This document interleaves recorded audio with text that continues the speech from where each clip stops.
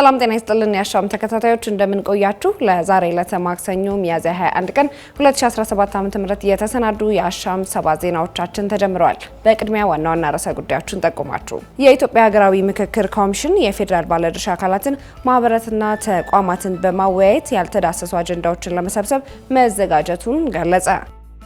ሰላምና ጸጥታን በማደፍረስ የተጠረጠሩ ግለሰቦችን የመለየትና ሕጋዊ ቅጣት የመጣል ሂደቶች መከናወኑን የአዲስ አበባ ከተማ ከንቲባ አዳነች አቤቤ ተናገሩ።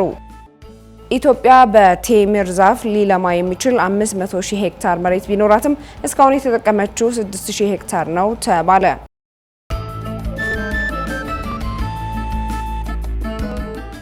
የኢትዮጵያ ሀገራዊ ምክክር ኮሚሽን የፌዴራል ባለድርሻ አካላትን ማህበራትና ተቋማትን በማወያየት ያልተዳሰሱ አጀንዳዎችን ለመሰብሰብ መዘጋጀቱ ተገለጸ። የኢትዮጵያ ሀገራዊ ምክክር ኮሚሽን አሁን ላይ የአጀንዳ ሀሳቦችን ቅርጽ ሲታዩ በክልሎችና ከተማ አስተዳደሮች በተደረገው አጀንዳ የማሰባሰብ ሂደት የቀረቡ አጀንዳዎች ሀገራዊ ፋይዳ ያላቸው ሆኖ መቅረባቸው እንደተጠበቀ ሆኖ ክልላዊ ይዘት ያላቸው አጀንዳዎችም ሲቀርቡ መቆየታቸውን አስታውሷል። በሀገር አቀፍና በፌዴራል ባለድርሻ አካላት አጀንዳ ማሰባሰብ ሂደት የሀገርን ሕልውና አንድነት መሰረት በማድረግ ለፖሊሲ ግብዓት ሊጠቅሙ የሚችሉ መሰረታዊ ሀሳቦች ይቀርባሉ የሚል ግምቱንም ኮሚሽኑ አስቀምጧል። የኢትዮጵያ ሀገራዊ ምክክር ኮሚሽን ውክልናን መሰረት ያደረገ ሂደት እንደ መከተሉ መጠን በክልሎች በክፍለ ከተማ አስተዳደሮች የአጀንዳ ማሰባሰብ ምክክር ምዕራፍ ላይ አጀንዳዎቻቸውን እንዲሰጡ እድሉን ያላገኙ አካላት ሊኖሩ እንደሚችሉ እገምታለሁ ብሏል። ሰላምና ጸጥታን በማደፍረስ የተጠረጠሩ ግለሰቦችን የመለየትና ሕጋዊ ቅጣት የመጣል ሂደቶች መከናወኑን የአዲስ አበባ ከተማ ከንቲባ አዳነች አቤቤ ተናገሩ። ከንቲባ አዳነች አቤቤ የከተማው ከፍተኛ አመራር ጋር የአዲስ አበባ ከተማ አስተዳደር የ9 ወራት የጸጥታ ስራዎችን ገምግመዋል። ከንቲባ አዳነች አቤቤ በመድረኩ ላይ የተናገሩት የከተማዋን እድገትና ለውጦች የሚመጥን የጸጥታ መዋቅር ማደራጀት፣ ቅንጅታዊ አሰራር በማጠናከር የጸጥታ ስጋት ሊሆን የሚችሉ እንቅስቃሴዎችን ደግሞ በመለየት ህዝቡን በቀጥታ በማሳተፍና የሰላሙ ባለቤት በማድረግ ወንጀል በመከላከል እንዲሁም ተጠርጣሪዎችን አድኖ በመያዝ በመመርመርና በማስቀጣት ከተማችንን ሰላማዊ የተረጋጋችና ለመኖር ምቹ የሆነች በማድረግ በኩል በርካታ ስራዎች በመሰራቱ ውጤቶች ተመዝግበዋል ማለታቸውን አሻም ከአዲስ አበባ ከተማ አስተዳደር ደንብ ማስከበር ባለስልጣን ያገኘችው መረጃ ያመለክታል። የጸጥታ መዋቅሩ በበኩላቸው የከተማ አስተዳደሩ ለጸጥታ አካላት እያደረገ ያለው ሁሉን አቀፍ ድጋፍ ጥቅል የሞራል ስንቅ እንደሆናቸው አንስተው በከተማዋ የወንጀል መከላከልና የመቆጣጠር አቅም ከጊዜ ወደ ጊዜ እያደገ መምጣቱ የከተማዋ ነዋሪዎች በሰላም ሰራዊት በመደራጀት ያበረከተው የላቀ አስተዋጽኦ የሰላምና የጸጥታ መዋቅር የፖሊስ ኃይል ደንብ ማስከበርና ሌሎች የፌዴራል ጸጥታ አካላት ጋር በቅንጅት በመሰራቱ መሆኑን ገልጸዋል።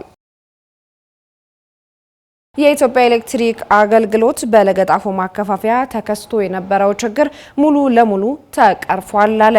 በለገጣፎ ማከፋፈያ ጣቢያ በሚገኝ ትራንስፎርመር ገብቶ የሚወጣ አንድ የኃይል ማስተላለፊያ መስመር በመበጠሱ የተነሳ በምስራቅ አዲስ አበባ አንዳንድ አካባቢዎች የተቋረጠው ኃይል ሙሉ በሙሉ ተጠግኖ አገልግሎት መስጠት ጀምሯል። ከትራንስፎርመሩ ከሚወጡ 3 ፌዞች መካከል በአንደኛው ፌዝ ላይ የገጠመውን ችግር ምሽት 5 ሰዓት አካባቢ መልሶ በማገናኘት በመቻሉ ኃይሉ የተቋረጠባቸው አካባቢዎች በሙሉ ኃይል እንዲያገኙ ተደርጓል ሲል አገልግሎቱ ማስታወቁን አሻም አረጋግጣለች።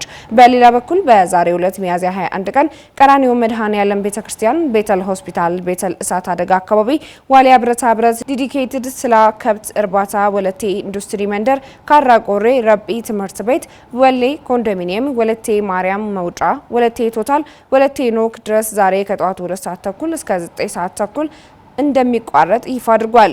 በተጨማሪም በነገው ዕለት ሚያዝያ 22 ቀን በሐረር ከተማ የመልሶ ግንባታ ስራ ለማከናወን ሲባል ገለመሽራ ኮንዶሚኒየም አራተኛ ደከር ቀበሌ 13፣ ቀበሌ 15፣ 16 እና 17 ከጠዋቱ 2 ሰዓት እስከ ቀኑ 8 ሰዓት እንደሚቋረጥ አሻም ከኢትዮጵያ ኤሌክትሪክ አገልግሎት ያገኘችው መረጃ ይጠቁማል። ኢትዮጵያ በቴምር ዛፍ ሊለማ የሚችል 500,000 ሄክታር መሬት ቢኖራትም እስካሁን የተጠቀመችው 6,000 ሄክታር ነው ተባለ። ኢትዮጵያ በቴምር ሊለማ የሚችል 500,000 ሄክታር መሬት ያላት ሲሆን እስካሁን የለማው ከ6,000 ሄክታር መሬት እንደማይበልጥና ሀገሪቱን ከምርቱ ተጠቃሚ ለማድረግ በትኩረት እንደሚሰራ የግብርና ሚኒስቴር ገለጸ።